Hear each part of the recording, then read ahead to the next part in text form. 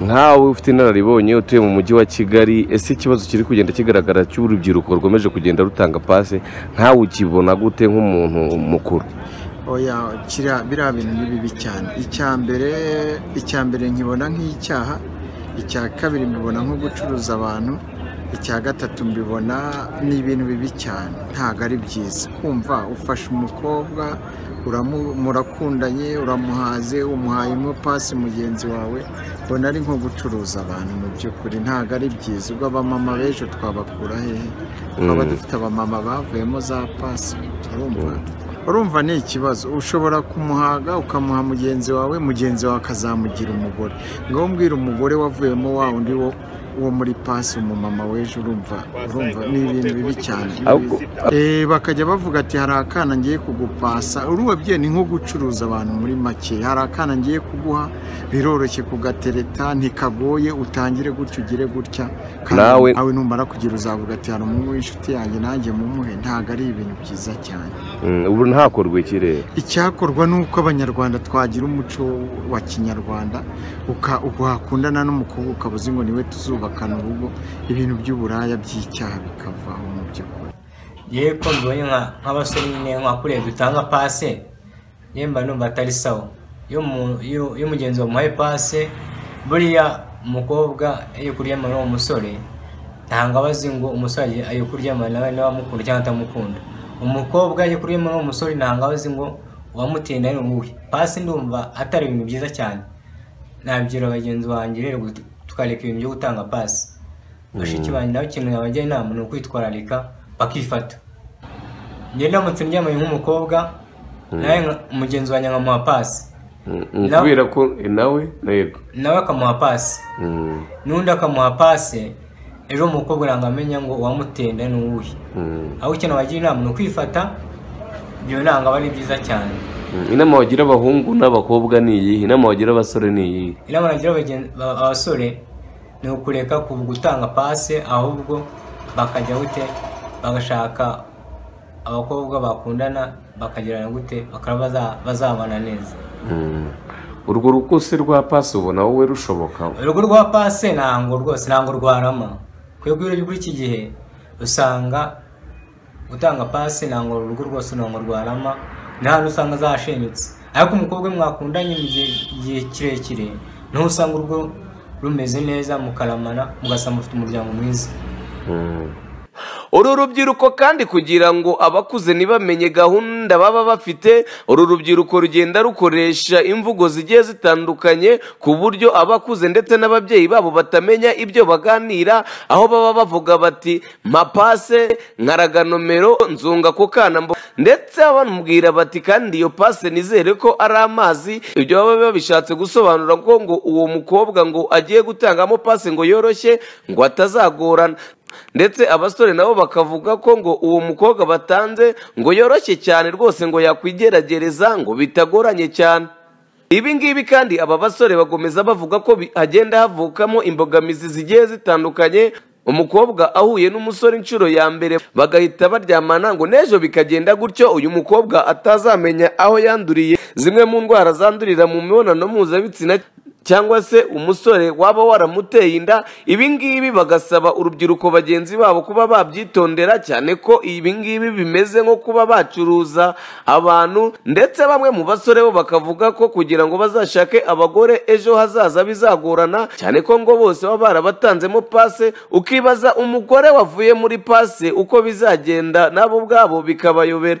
Uru rubyiruko kandi kugira ngo abakuze ntibamenye gahunda baba bafite, uru rubyiruko rugenda rukoresha imvugo zigiye zitandukanye ku buryo abakuze ndetse n'ababyeyi babo batamenya ibyo baganira, aho baba bavuga bati mpapase, nkaraga nomero, nzunga ku kana mbonye ari keza, ndetse bamubwira bati kandi iyo pase nizere ko ari amazi. Ngo mu gihe umukobwa baje guhererekanya ngo iyo ananiye ngo umusore ngo hari igihe akarira umusore wamuhaye iyi pasi amubwira ko ngo pasi yayimuhaye mu mugongo ngo atabona ngo uko atsinda igitego, ariko mu gihe ngo uyu mukobwa baba batanganyemo pasi ngo bigenze neza ngo bakaba babasha kuryamana, bavuga ko ngo ya pasi ngo yari amazi ngo byarangiye ngo ayitsinze igitego ngo akaba yacyuye n'amanota 3, ngo ibintu ubwo ngubwo ngo biba byagenze neza, aho ngo ababyeyi babo ndetse n'abakuze batamenya ibyo uru rubyiruko ruba ruganira. Gusa uru rubyiruko rwo rubyamaganira kure, rurasaba ko iki kibazo ngo cyakemuka urubyiruko rukisubiraho, kuko ngo ruri gutakaza umuco uranga Abanyarwanda. Ngendije Khami Iradukunda, iyi ni BTN TV mu mujyi wa Kigali. Yeko mbonye nk'abasore nyine nkakuriye dutanga pase, yemba numva atari sawa. Iyo mugenzi wamuhaye pase, buriya umukobwa iyo kuryamana n'uwo musore ntabwo abazi ngo umusore ayo kuryamana nawe n'abamukunda cyangwa atamukunda. Umukobwa iyo kuryamana n'uwo musore ntabwo abazi ngo uwamutinda ni uwuhe. Pasi ndumva atari ibintu byiza cyane. Biriya bintu ni bibi cyane. Icya mbere nkibona nk'icyaha, icya kabiri mbibona nko gucuruza abantu, icya gatatu mbibona ni ibintu bibi cyane, ntabwo ari byiza. Kumva ufashe umukobwa murakundanye, uramuhaze, umuhayemo pasi mugenzi wawe, ubona ari nko gucuruza abantu. Mu by'ukuri ntabwo ari byiza. Ubwo abamama b'ejo twabakura hehe? Ibyo ndabizi. Hari nk'ukuntu umuntu apostinga nk'ifoto kuri status ya WhatsApp cyangwa se no ku zindi social medias, ugasanga ufite nk'umutipe w'umushuti wawe aravuze ngo aka kana bite, nyine arakubajije amakuru, ukamuha nimero bakavugana, ubwo ntabwo umenya ibikurikiraho. Undi munsi iyo bahuye ntabwo wowe uba uzi ibijya mbere, ntabwo uzi icyo bakora, rimwe na rimwe nta nubwo babikumenyesha. Ugasanga wa mukobwa umunsi wa mbere bahuye bararyamanye, se yakuyemo inda cyangwa se n'ibindi utamenya. Icyo navuga bireze.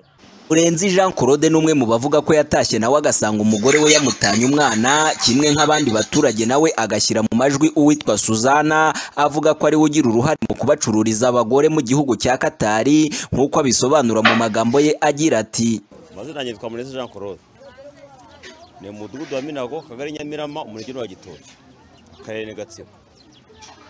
Icyo kintu cy'abagore bari gutabaga ndakizi. Nanjye n'ubwo nanjye mbona mvuye guhana abana. Umwana wanjye n'uyu nguyu nacyoze karifate gutya, uwifata neza abayishimye. Ntabwo mba nishimye rero, kandi kumwe n'uyu mwana ntabwo nishimye tuvuye guhaha.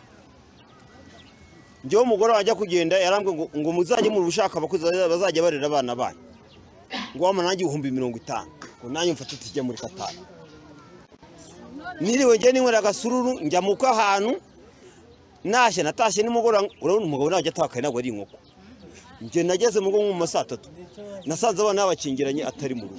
Abagore bajya mu gihugu cya Katari, abagore batubwira yuko nubwo bagenda nta muntu ujya wica ku kibuga cy'indege Kigali, bose bagenda bafatira itike bayifatira Uganda. Ngiye mvugisha ukuri, umuntu aho ngaho ubyihisha inyuma harimo Suzana n'abakobwa we n'umuhungu we, ni business ye yifiti, abagera mu gihugu cya Katari kugira bamwira amafaranga. Bavuga ngo baragenda ngo bakajya kurera ngo niba ngo ari abana ngo babasaza ngo mu gihugu cyo muri Katari ngo ku kwezi ngo bahemba 350. Mugirente Suzana ushinzwe kugira uruhare mu ibura ry'aba bagore, ubwo twamuvugishaga ku murongo wa telefone yirinze kugira ibyo atangaza kuri iki kibazo, ndetse atubwira ko nta mwanya afite, adusaba ko twaza kumuvugisha nyuma y'amasaha 2, gusa kuva ubwo telefone ngendanwa ntiyongeye kuyitaba. Nta mwanya afite, nanifuza ko naganira namwe kubera ko nanjye abaturage baje kumvira ngo maze ngo niba baje mu isoko ngo bavuga byinshi, se mwaza kuma kandi kanya Abatuye muri aka gace bavuga ko kuba umubyeyi yata umwana we akagenda babifata nk'imperuka, gusa nanone bakibaza niba leta yabizi ibi bintu. Ni nk'imperuka urebye. None se dore nk'umuntu afite abana 6 akagenda kandi niyajya ntago tuhaza. Turibaza ibi bintu biraterwa n'iki? Nukuri turababura pe. Nka 5-6 ugasanga baragiye. Imumenye irengero ryabo. Ndatubwira numva ngo ni Gatari, ariko ntumbaze Gatari hariho sindarenga nanga. None twebwe turibaza leta ibyo bintu irabizi cyangwa ntago ibizi. Ese niba ibizi biremewe kubera ko ba rwiyemezamirimo bari kujyana abo bagore bo nkure yabo ituye ahangaha muri Kintebe bafite abantu bari kubajyana bari ahangaha ariho batuye bari kubajyana bavuga ko bagiye kubaha ngo babajyanye muri Katari ngo kubaha akazi ngo umuntu ahembwa menshi ariko twakumva twebwe ibyo bakora bagezeyo twumva ni isi yadushiriyeho. Ubwo twavugishaga umuvugizi wa polisi ku rwego rw'igihugu yadusabye ko twavugisha umuvugizi wa polisi mu ntara y'Iburasirazuba gusa nawe ku murongo we wa telefone ntitwabashije kumubona. Tuvugana n'umuvugizi ntara y'Iburasirazuba kuri polisi muri polisi y'intara y'Iburasirazuba. Rugengamanzi Steven ni umunyamabanga nshingwabikorwa w'umurenge wa Gitoki avuga ko iki kibazo nawe hashize igihe gito akimenye gusa agasezeranya aba baturage ko agiye kugikurikirana. Urumva ene bagiyewe ntago ejo nubwo nabyumvise ariko ubwo n'uwo niba ari byo dusanga ari byo agomba kubibazwa kuko icuruzwa ry'abantu mu gihugu cy'u Rwanda ntago ryemewe. Inzego zose barabihagurukiye ubwo yabiryozwa ariko n'abavuga yuko icyo nashishikariza abaturage bavuga yuko abagabo batawe n'abagore babo bagerageza kwegera ubuyobozi n'inzego zibishinzwe kugira ngo zikumire ibura ry'abantu ribaye ari byo mu by'ukuri.